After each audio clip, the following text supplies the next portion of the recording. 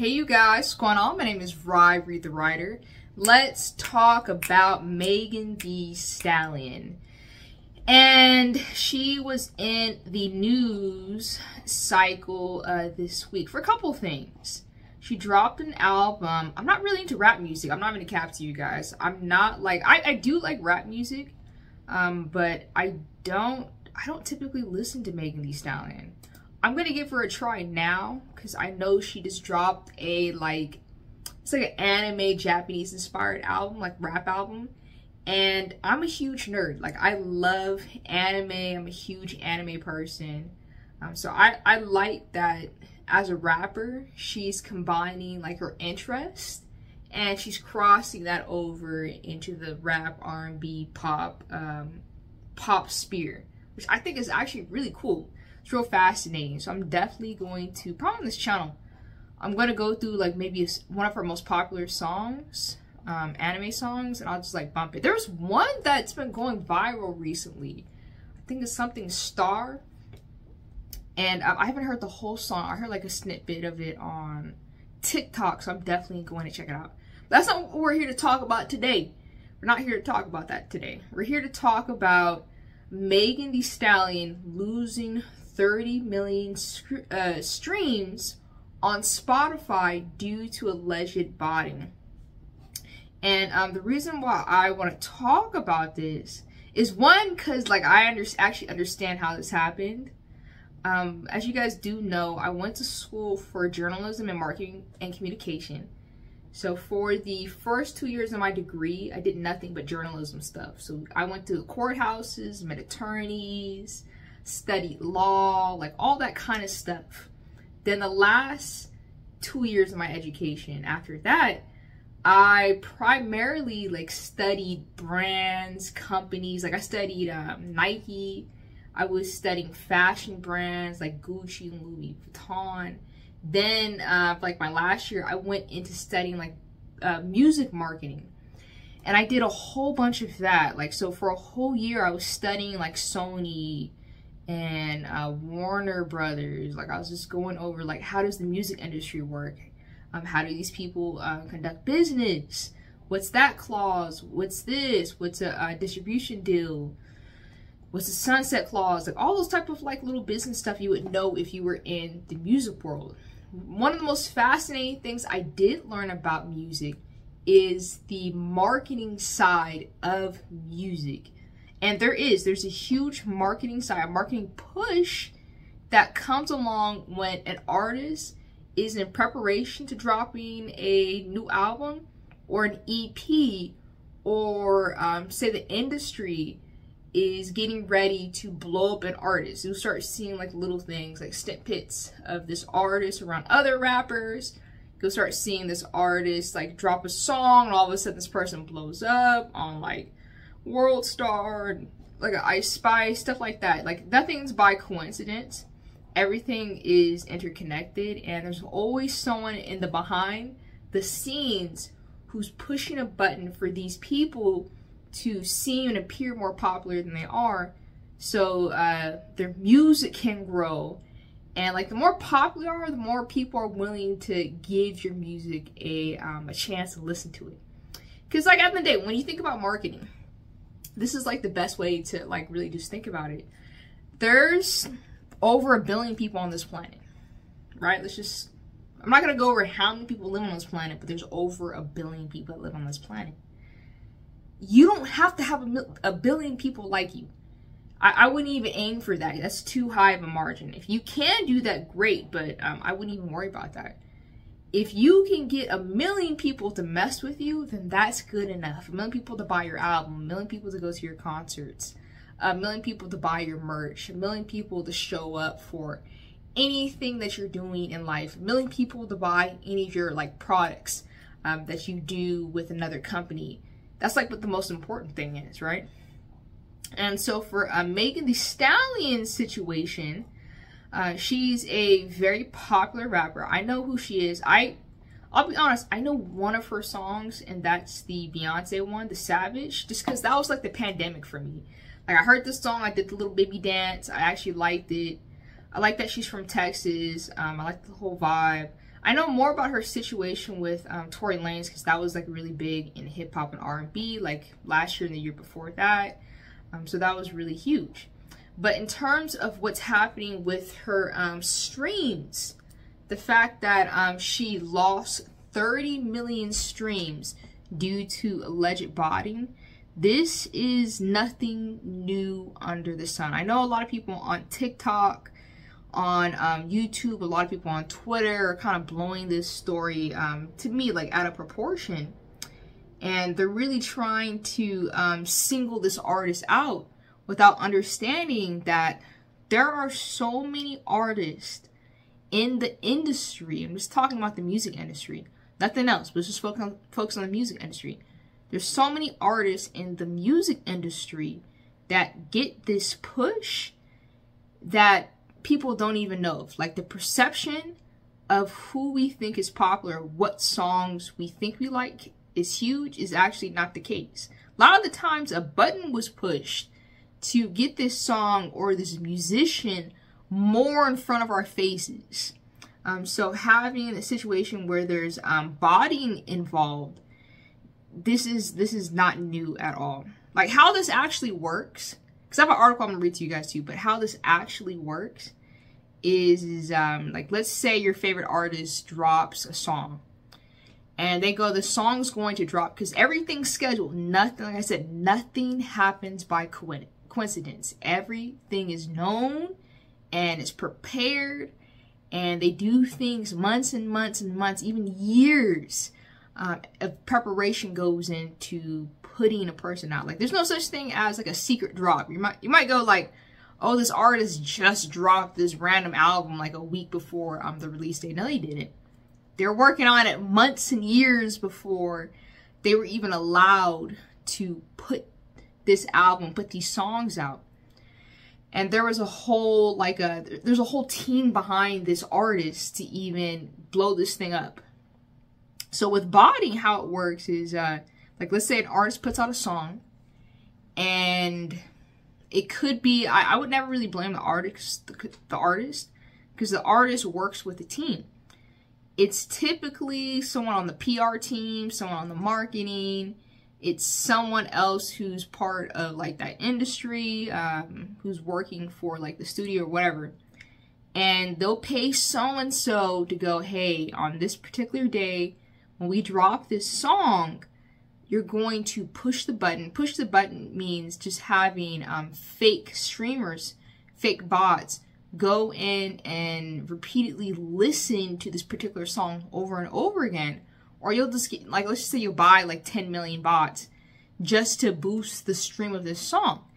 And by doing this, this activates like an algorithm on Spotify. And like this, you know, this hype is going to be pushed to other real people who actually be on Spotify to like listen to this song and check it out. And then also you gotta remember, we as humans, we naturally migrate to things that already have a crowd to them. Like, the reason why you wear Nikes isn't because like Nikes is the greatest shoe on the planet. Like Nikes is pretty cool. I like me a pair of Jordans. But you like Nikes because everyone likes Nikes. That's why you like Nikes. You like Nikes because everybody likes Jordans. It's already received the, I call it like the social green plus for this thing and this product to be pushed to you. So that's why you automatically like it. And same thing for this. If you have an artist, she drops a song, and immediately when the first 24 hours pops off, this song has 10 million streams attached to it. You as a user, you're going to hop on Spotify and go, oh wow, this song must be the greatest song on the planet. And from there, it's like a snowball effect.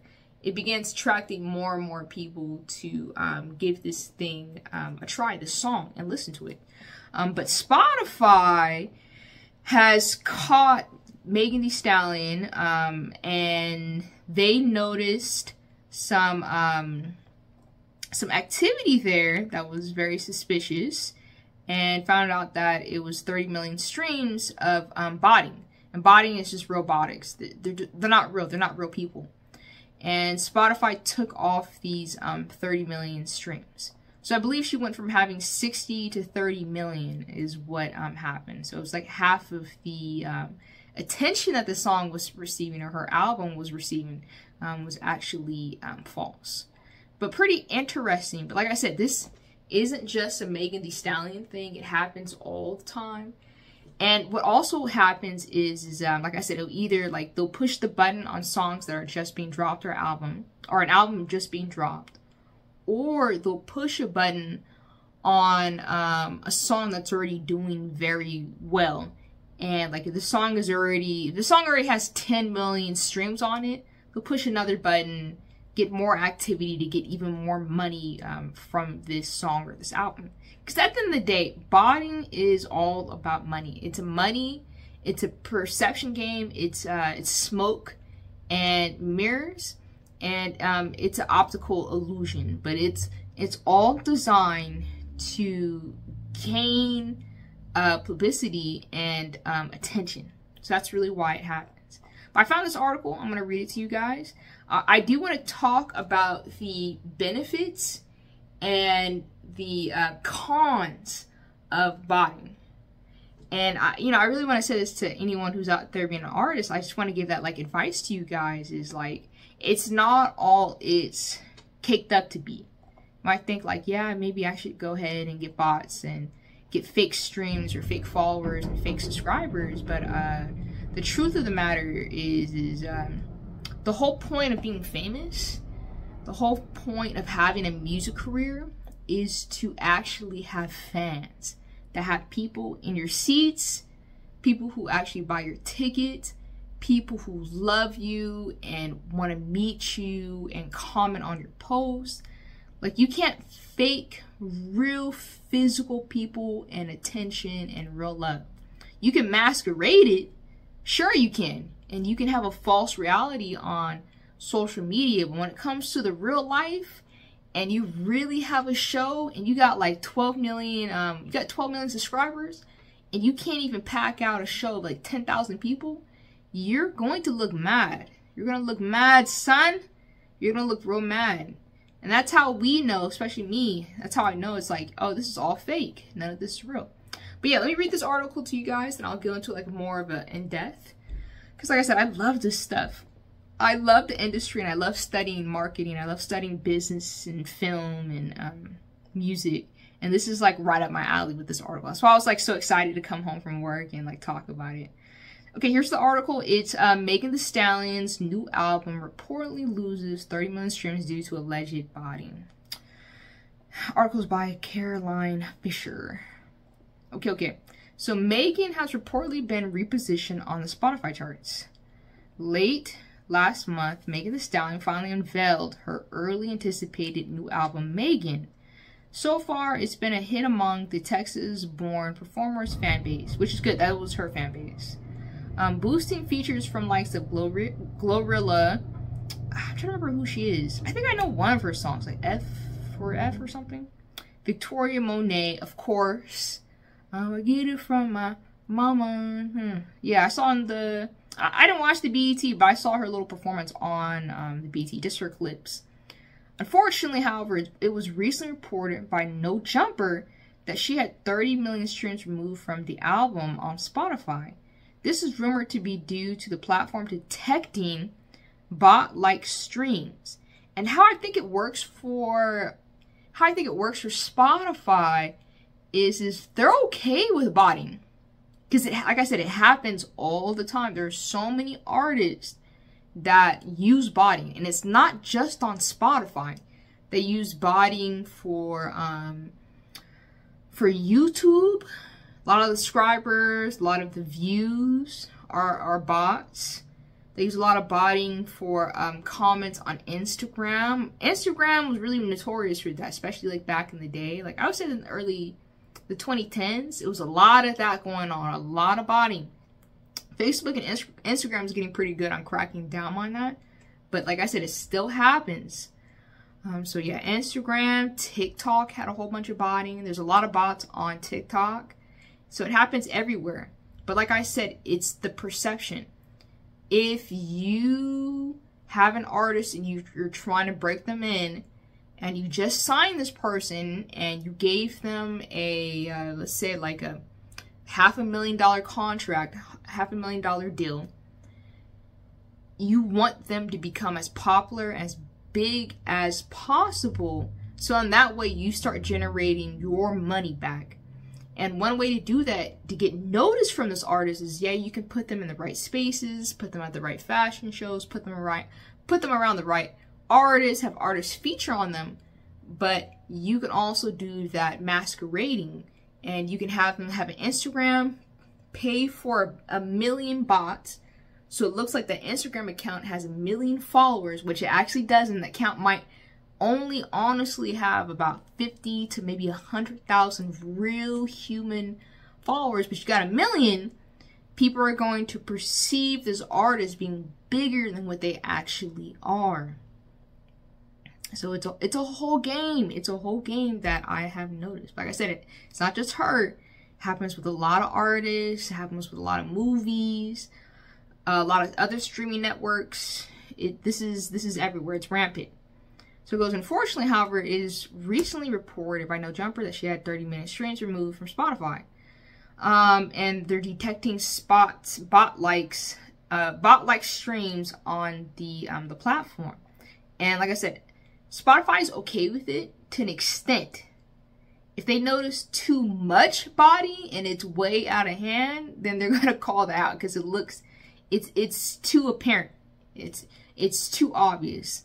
1 or 2 million, maybe 4 or 5, okay, but 30 million bots is ridiculous. That's too much. Regardless, reports have social media users split. While many are coming to Megan's defense, and I agree, it's not Megan Thee Stallions' fault. She probably doesn't even know what's going on. She's the star. She has a team of people around her. She has PR. She has designers. She has makeup artists. She's in really great shape, so she has fitness people. She has nutritionists. She has someone who's helping her with her presence. Someone who's helping her with her wardrobe. An assistant. She has people like her manager, an agent. She has lawyers. She has so many things going on. Plus, she's writing music. She has dance rehearsals. She's going to shows. She's on tour.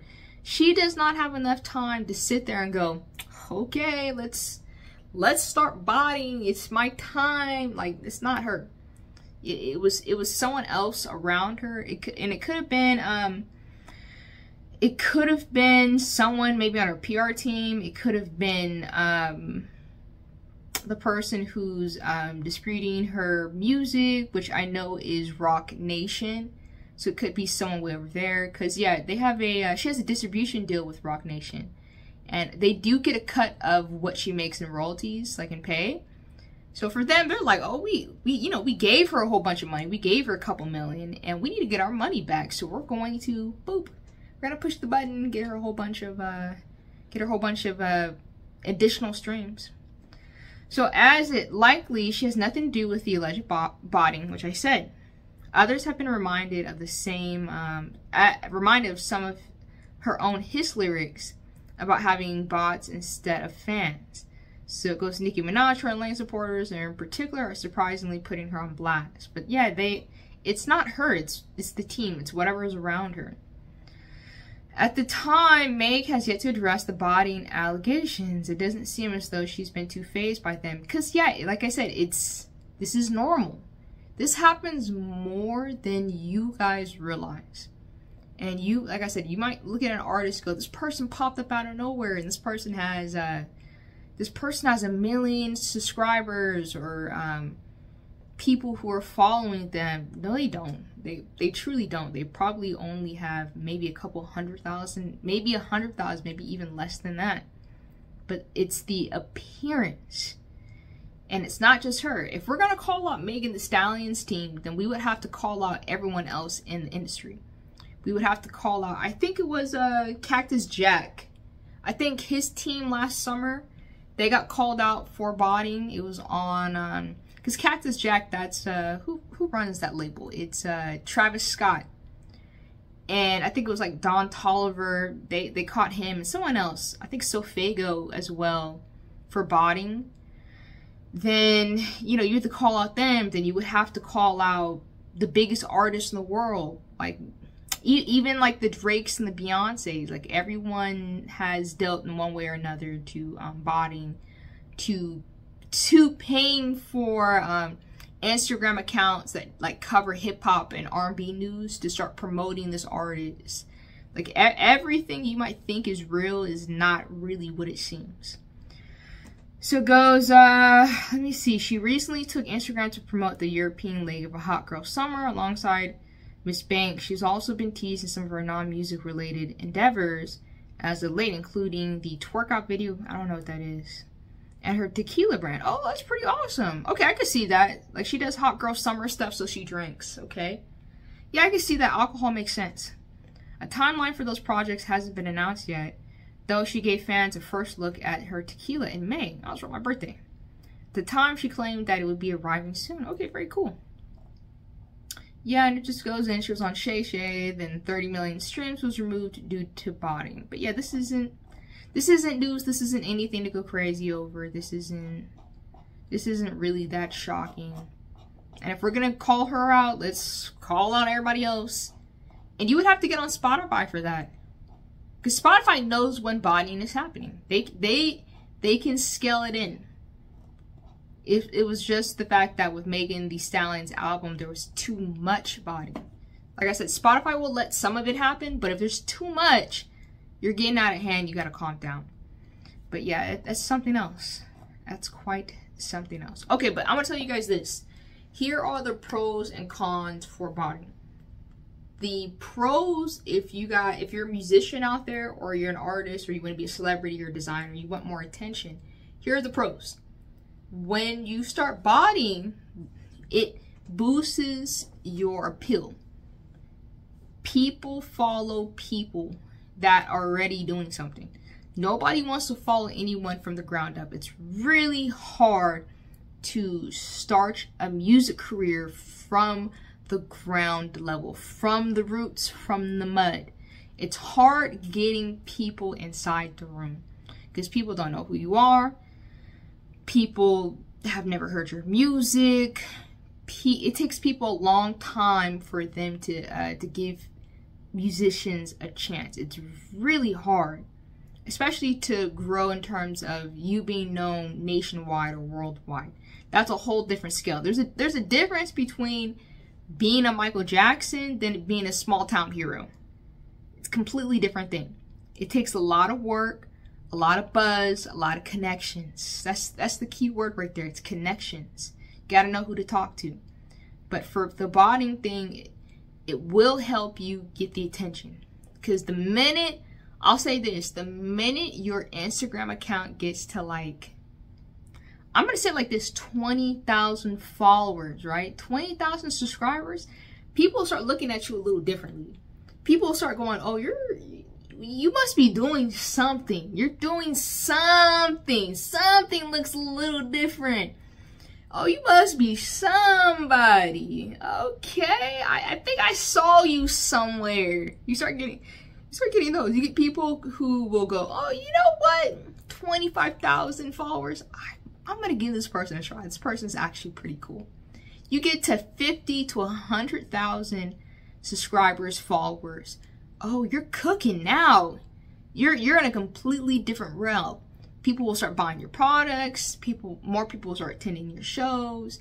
Then once you go past the 100,000, after you get past being a micro, I consider micro underneath 100,000.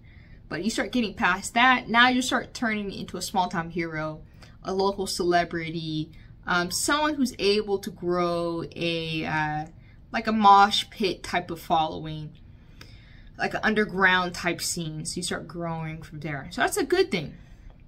Here is the bad thing about botting. It's not real. Yes, it's fake. These things aren't real. They're robots. Yes, you have the perception of looking like you're popular. You look like you're famous. You look like you're somebody. You look like you got money and you're going places. That's what people are assuming. But once it comes time to you actually selling an album, or you trying to get people to come to your show, or you trying to sell tickets, or you having meet and greets in person, this is the word right here, in person, you won't be able to do it because half of the audience who are actually watching you are fake. They're not real. They can't be engaged. You can't persuade a robot to like and comment and be there for you and actually show up day to day. That bot did its job. It gave you the stream. It gave you the fake comment. It gave you the fake follow. Now you have this weird dead weight attached to you. It's almost like a shadow. And it won't go anywhere because it's there. Because they're not real. They're bots. So for me, what I would recommend is to not do it. That might hurt a lot of people's feelings out there, but that's the absolute truth. It's not worth your time.